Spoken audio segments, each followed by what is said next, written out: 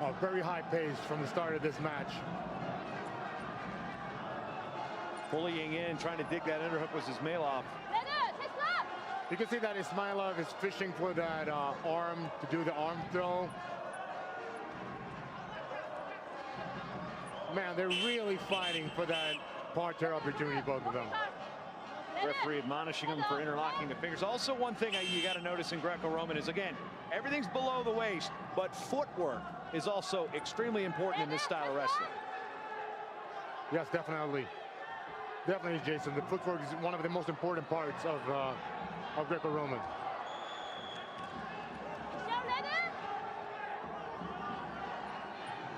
1:10 gone by. Expect to see a passivity here in the next 15-20 seconds. Or 2 seconds. So point, passivity. Let's see if he goes for that reverse lift he did in the last match. So Ismailov will get the point.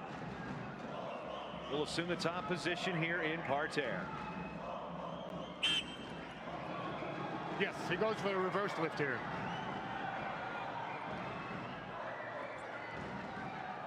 What Amanbek wants to do is to keep his head centered between his opponent's legs, so he cannot get an angle for the lift.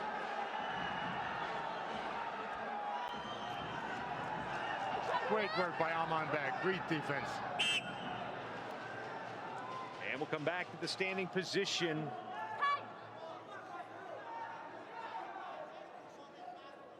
Hey. 1:14 remaining in our first period. You can see that the Kazakh was prepared for that reverse lift. He did a great job neutralizing all of Ismailov's attacks. And driving him out with a 1-point step out is Ismailov. Or is Amanbek over Ismailov, rather. He scores.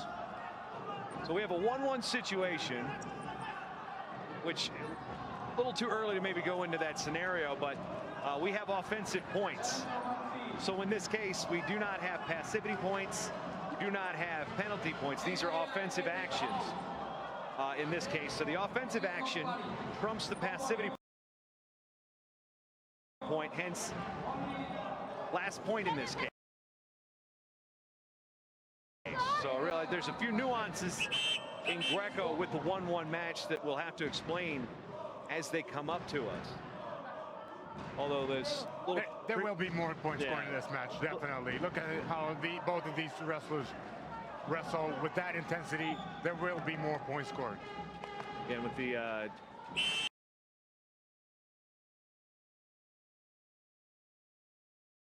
criteria on your screen indicating that Amanbek of Kazakhstan holds criteria, because there is no overtime in international wrestling. Unfortunately. Depends, you know. I think some people are convert to criteria, knowing somebody's, halfway into the first period, somebody's losing.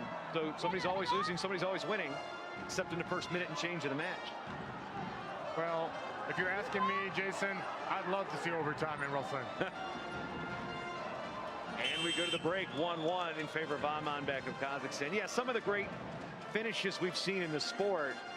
Of course, overtime has meant various things over the years. It used to be you had to score 3 points to win a match. You'd go into overtime with a 2-1 lead, and then you'd get these referees' decisions and things of that nature.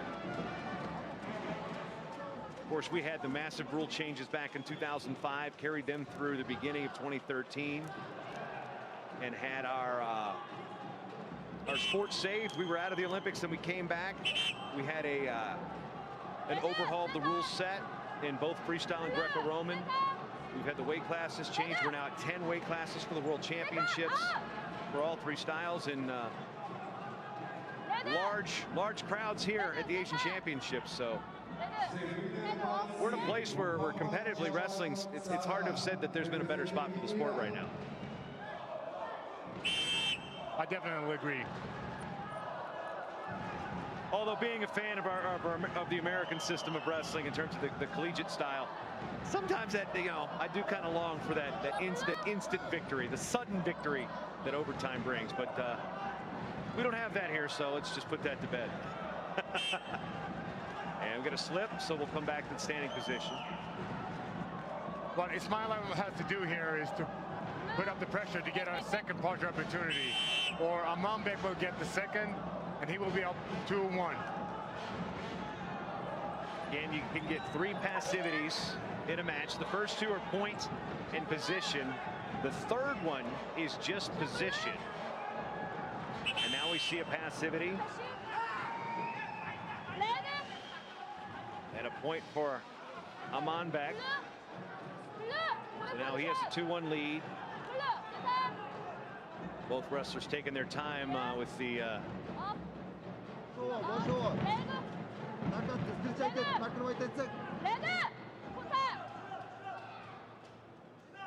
and we'll assume the position here in parterre.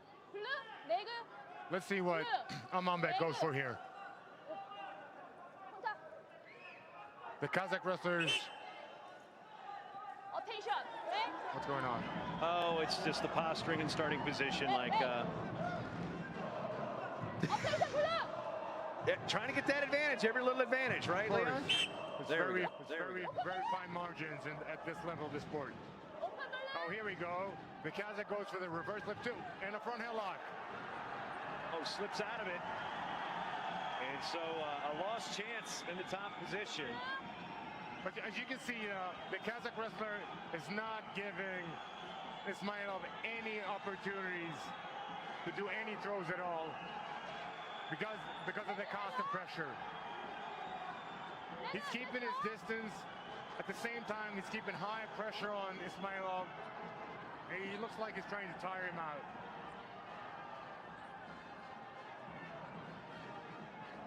As you can see, the Kazakh is controlling the center circle the whole time. What the Kyrgyz wrestler wants to do here. Step out. They go red. As you see, Amanbek definitely fresh. There you see the action that drove you out of the zone into the protection area. So now halfway through our second period, 3-1 the lead for Almatbek Amanbek of Kazakhstan. I got to caution Kazakhstan and tell him to keep his head up. Yeah, the Kyrgyz wrestler has to pick up the pace here, try to get those 2 points.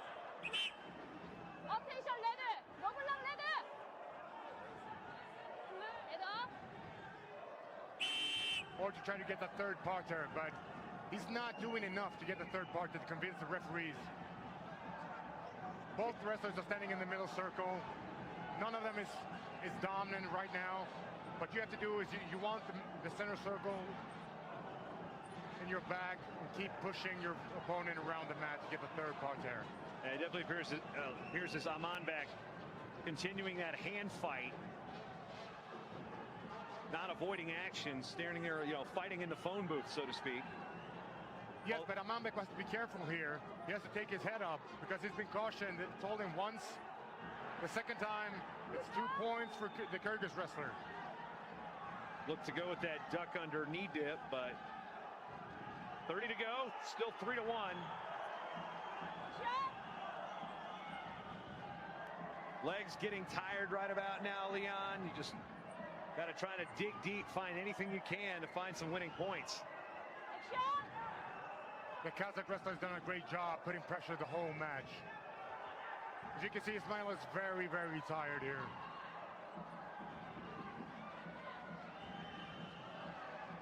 Three to go.